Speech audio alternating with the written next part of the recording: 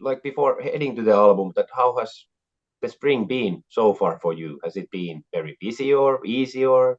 Yeah, well, it's like I did a couple of things. We did a couple of things. So I released my solo record in February, which was nice to do something different, finishing our upcoming album because it's gonna be uh, a trilogy of 3 albums, Opus Noir, Volume 1, 2, 3. Volume 1 coming in summer, Volume 2 coming around Christmas, and the other one in spring. So it's 33 Lord of Lost songs in the making, which are being finished right now, kind of. Ah, okay. So you plan on doing them all at once or almost? Somehow, yeah, because it's like we feel if you do a trilogy and you let people wait 1.5 or 2 years between every part, people don't really stay in the mood. And but we also didn't feel like we want to release 33 songs at once. This would be too much.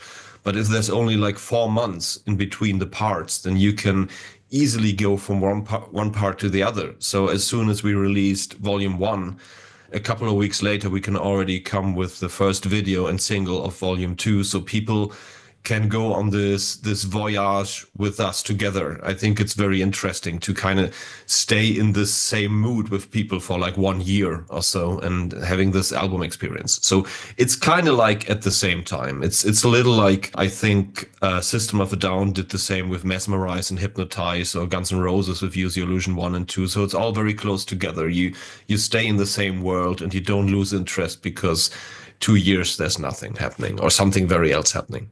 Also for Yeah, it's us, a lot of work for to prepare like 3 albums at once.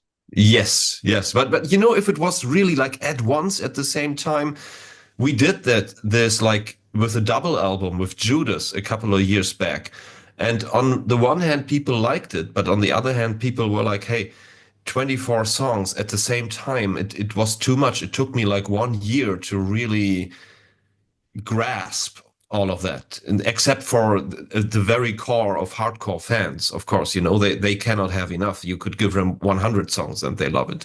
So we thought, why not feed everybody bit by bit? And also it's interesting for us, we know all the songs by now, but going this way with the fans, with the people, and putting out stuff bit by bit, it's a lot of fun. It's exciting. As you said, Opus Noir Wall 1 is the first part, and it will be out on August 8th via Yeah. Napalm Records. So how did you sort of like divide these Wall 1, Wall 2, Wall 3? Are they like I'm sorry. closely connected? No, so there's like, it's not a closed concept. It's not like Judas, which was like a really closed concept, or Thornstar. It's more like there's an overall concept mood. So we wanted to do something dark, something melancholic, an album which feels a little more like winter than summer. But it's not only about the negative sides of melancholy. It's not a dangerous place, it's not a super sad place, because melancholy for us can be also something comforting. We find comfort in the dark. It is a good mood album in that sense, but it's a dark good mood. So this is like the overall roof above these albums. And it wasn't really easy to split the 3 parts because we have many guests on that records. Yep. And you don't want all the guests on one record, and you don't want 2 similar female singers, for instance, on one record. So you want to split them all somehow. It needs to make sense. But then you also don't want a record with only ballads and one with only up-tempo songs. So it really took us a while to figure that out. You were all making those songs like simultaneously, so you didn't Yes. finish the first and then we had No. Wait, no. We wrote them all at the same time. We started working on that, like really working on that in January last year. So it took us like 1 year of a little less than 1 year of songwriting, and then we did like the production. And the thing is, what we tried then is to maybe put the core songs, which felt like most noir, most dark, on volume 1, and then try to open it up a little on volume 2 and 3. So it's getting a little brighter to the end, which made sense. And yeah, as I said, we have like amazing guests. I think we have 13 or 14 guests or so on the record. Also one from Finland. Okay. So I most likely know him. I think you And know I him. can imagine that I know him. Yeah, you might have seen him on Eurovision. Ah, yeah, yeah, yeah, yeah. Okay, same guy. Yeah, so we have Karia on one track. Okay, that is cool. Yeah, this is really cool. It's like the song is called Raveyard, which is a nice mixture of rave and graveyard. So it's a dark party song, which begins as a typical Lord of the Lost song. And then there's a break, and then Carrier comes in with this electronic party rap part.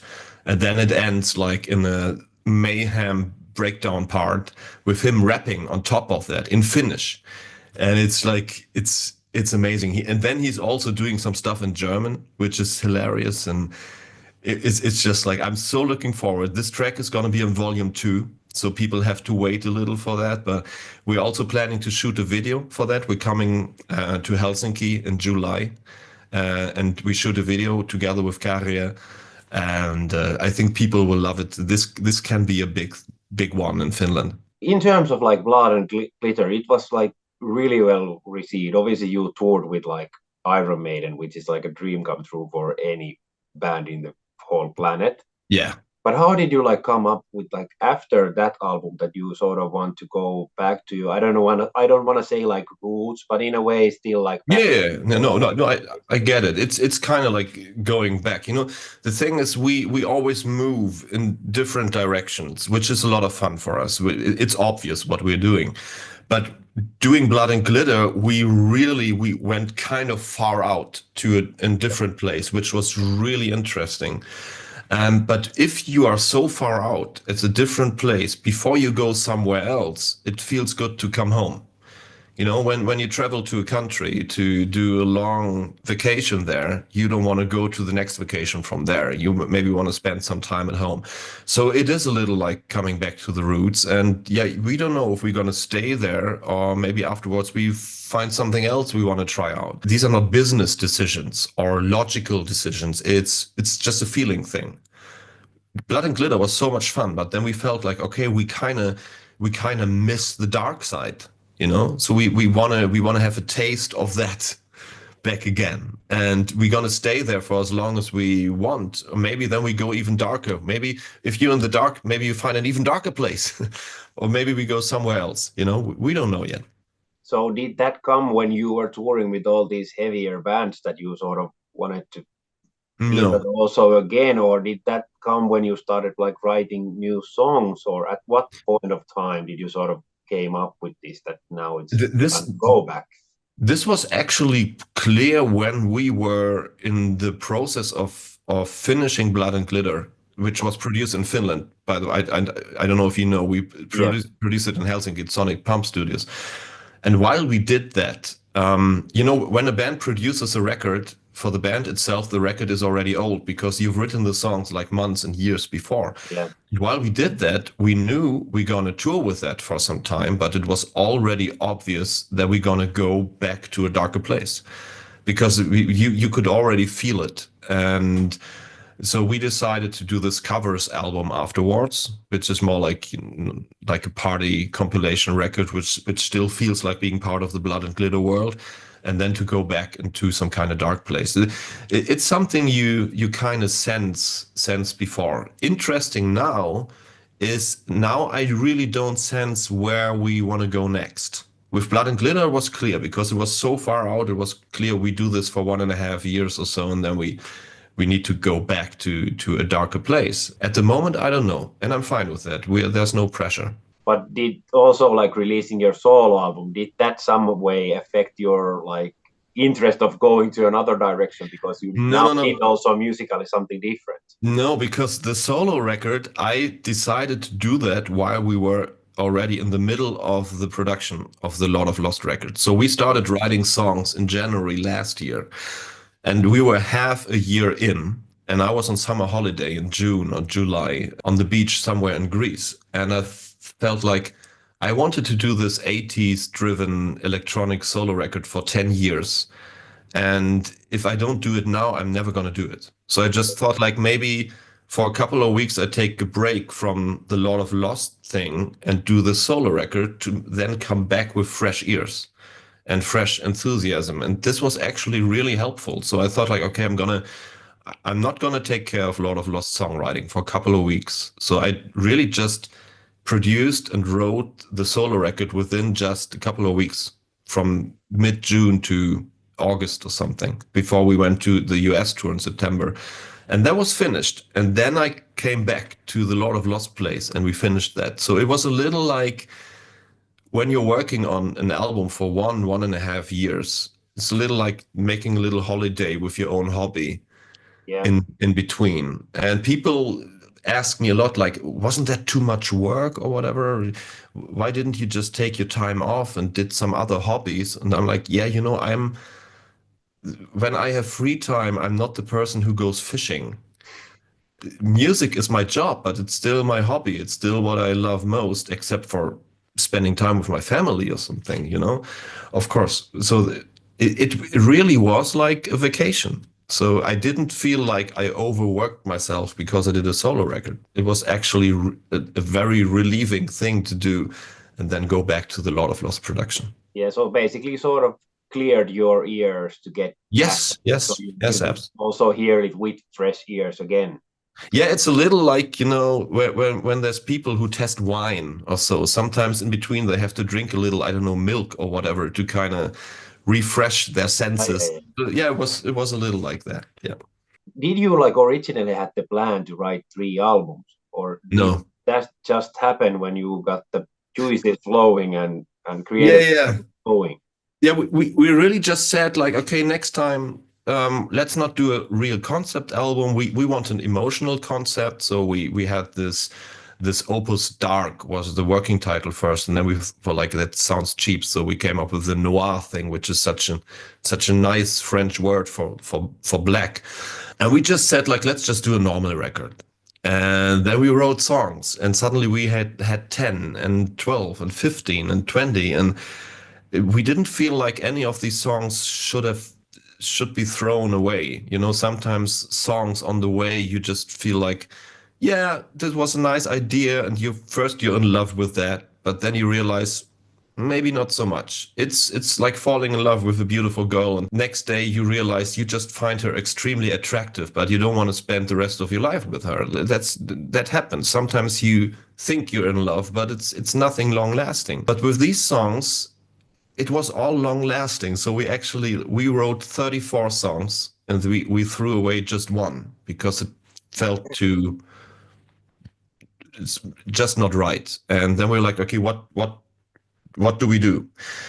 And we were sick and tired of producing bonus material. Very often we have the main album, and then we have the bonus material, which is on the disc, just available for 1,000 people or so, which buy the special edition box.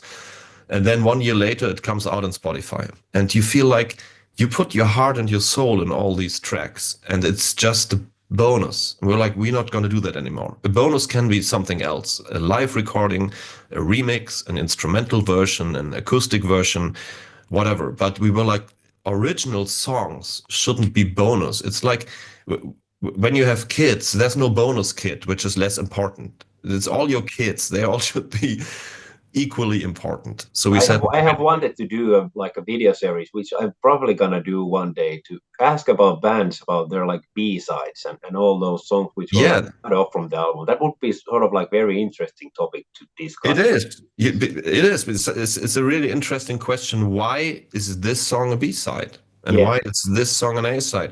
Yeah. And sometimes in the past, some B-sides of ours weren't B-sides because we find them less good. We just thought they did not really fit into the album concept. So they became like a B-side. But for this, we realized suddenly we had 33 songs. So then I talked to our label and I was like, hey, I have an idea. What do you think? Maybe this next album will be actually 3? And they liked it. And it's actually a cool thing if you buy like the big special edition, the box and the yearbook and stuff. it only comes with volume 1 because you buy it and it then has 1 CD and 2 empty spaces for CD 2, like for volume 2 and volume 3, which you can later, if you want, buy as the so-called collector's edition for very cheap price. It's a CD that only comes in an envelope without any print on it, like Netflix 15 years ago. You know, you just get out the CD out of the envelope and then put it in your collector's edition. So this That's way, a very people, interesting way of. yeah, so people can buy the big box now because they get 1 CD and then they get the next and the next. And who doesn't care for the big boxes? Of course, there's standalone versions. You can buy a standalone version of volume 1, volume 2, volume 3 on vinyl, tape, whatever. But we thought it's interesting for the collectors to do that because you can also go the other way and sell a big special edition box for every volume, but that would feel like sucking out the money out of the people. You know, we were like, we're not going to do that. We just want this one special edition. So it's the complete opus noir with all the songs, and you can just have it once and then fill it up with the CDs.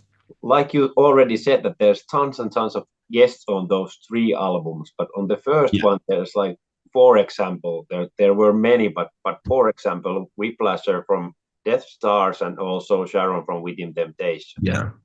So how did you end up doing collaborations with those?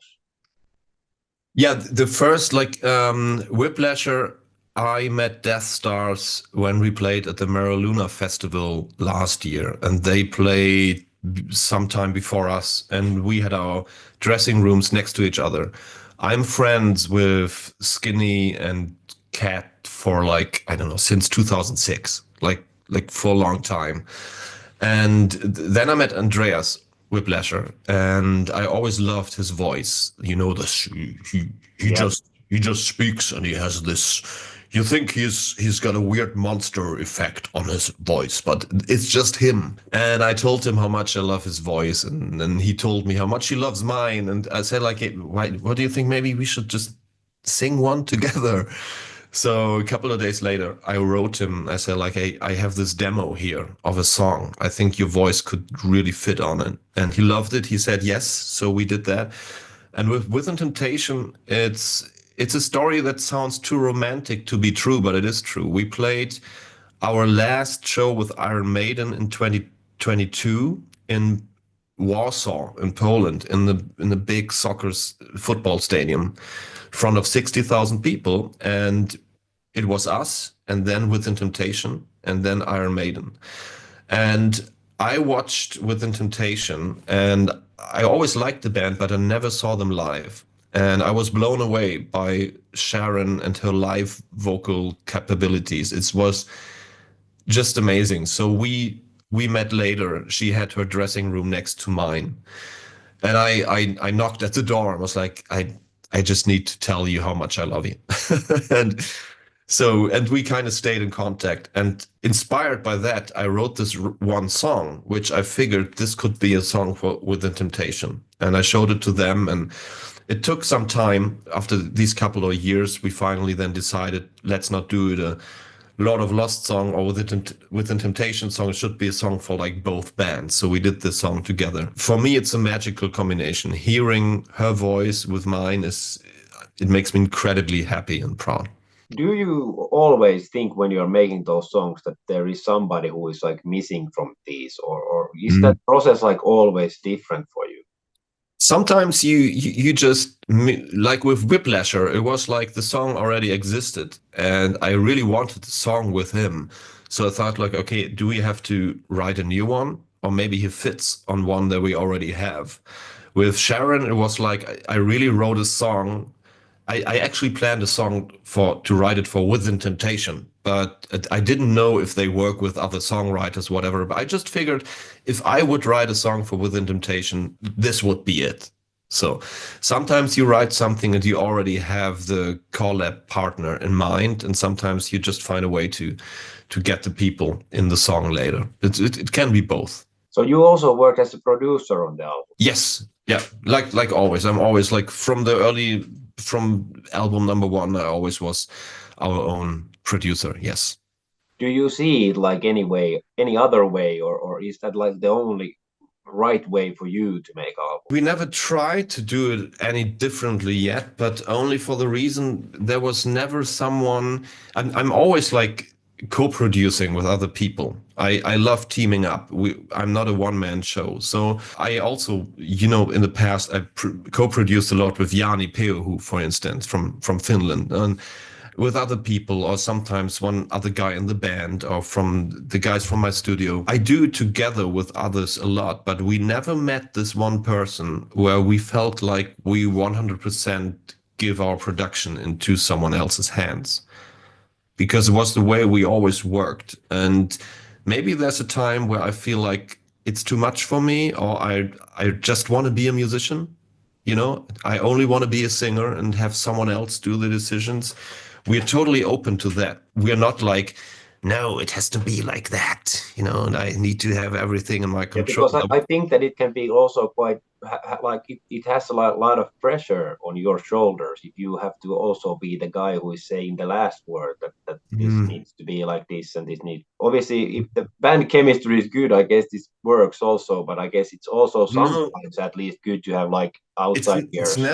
It's never been a pressure, because the interesting thing about us is I have in our company, the way we work is like we have it's like a democratic dictatorship. We always try to have everything democratic, and in case that we cannot find a way, I have the chance to say the last word. Funnily enough, in all these 16 years, I never needed this chance.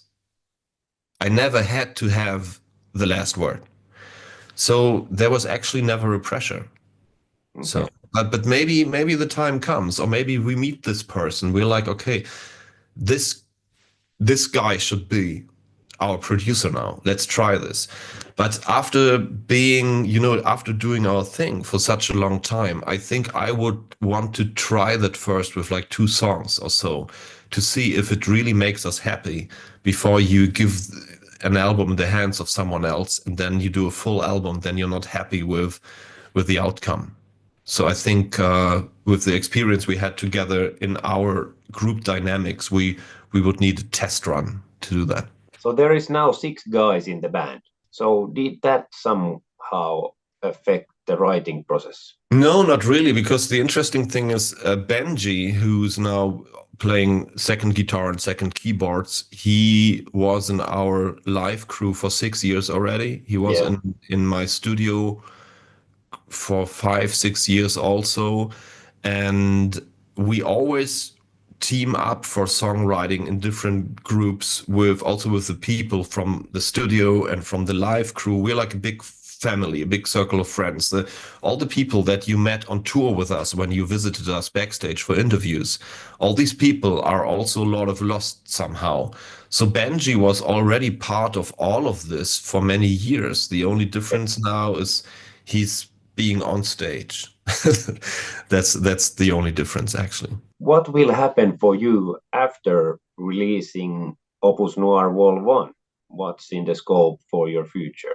Volume 2, and then Volume 3. And then I don't, we have like, the thing is, we always try to make some kind of 5-year plan. We don't have to stick to it. We can also always rearrange it, but we like to have a rough idea of what's happening within the next 5 years. So actually, it would be time again to do an acoustic symphonic record again. The last one that we did was 2020, which is now 5 years ago. So if maybe in 2 years we do a record like this again, it's been 7 years. We also had a lot of fun with our covers album. It was a lot of fun, and it's so easy to make. The songs are being written for you. You just have to rearrange them. I think I want to do that again. And actually what we planned for our next like real record for in a couple of years, I actually want to record this album around the world, because there's so many famous studios where I'd like to work. For instance, I always wanted to record the grand piano at Abbey Road in London. This is something I really wanted to do.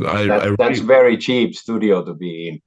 Yeah, I know from Kai of Nightwish because he's a super good friend of mine, and he said it's quite expensive to do Nightwish stuff there. Yeah, it's extremely cheap to go there. But you know, this is something I always wanted to do. You know, I always wanted to track drums over this old console that was at the Sound City Studios, which is now in Dave Grohl's studio. I hope we can record drums over there. So we have plans like this. You know, we already have rough ideas what we want to do.